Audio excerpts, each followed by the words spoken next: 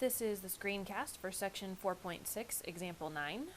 We're going to discuss damped oscillation. Now the book has this green box here that talks about damped oscillation. It says that if you have a function in front of a cosine function or a function in front of a sine function, the overall graph is going to oscillate between the positive version of that mini function in front and the negative version of that mini function in front.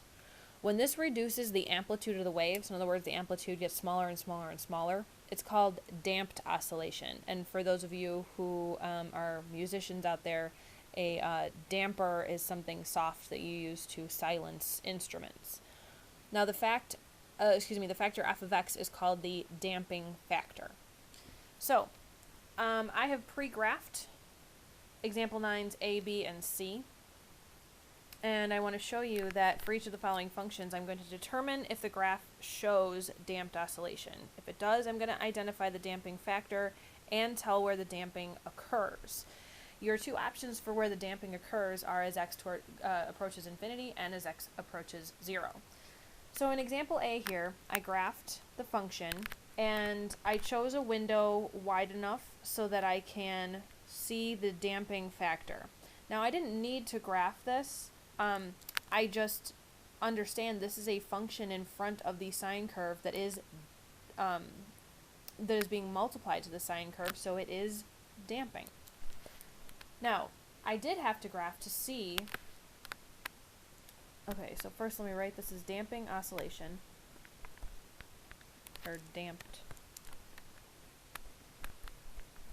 oscillation. The damping factor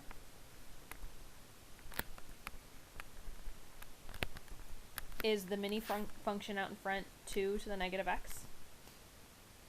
So I graphed 2 to the negative x here so you can see how it is being damped. What I didn't graph was the other version. Remember, they said it will be damped between f of x and negative f of x. That negative one is the vertical flip over the x-axis, which would look like that. So you can see it being damped between both of those functions. And the damping occurs as x approaches infinity. So the amplitude gets smaller and smaller and smaller as we go out towards x, as x approaches infinity. For example B, we do not have a function of x in front of the cosine curve. All we have is a vertical stretch, a plain old vertical stretch that will stretch every single point the same. So we don't dampen anything on that cosine curve.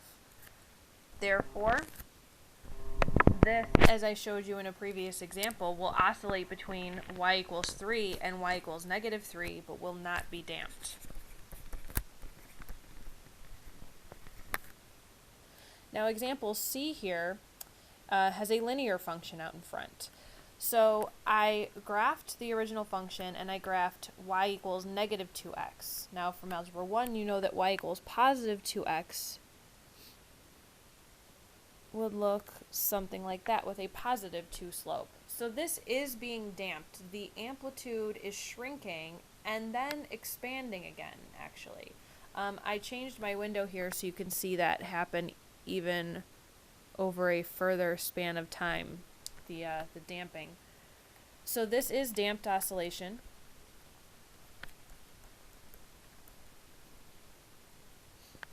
The damping factor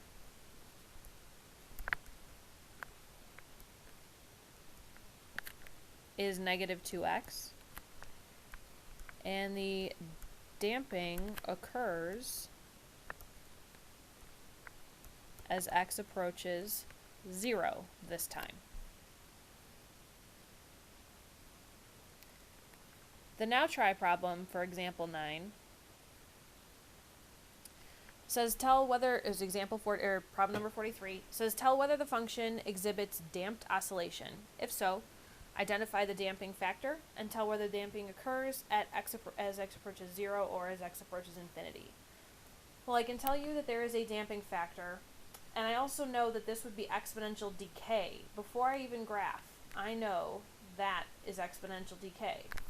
So I know that the function is going to be damped between exponential decay and a reflection of exponential decay. So this is a damped oscillation function.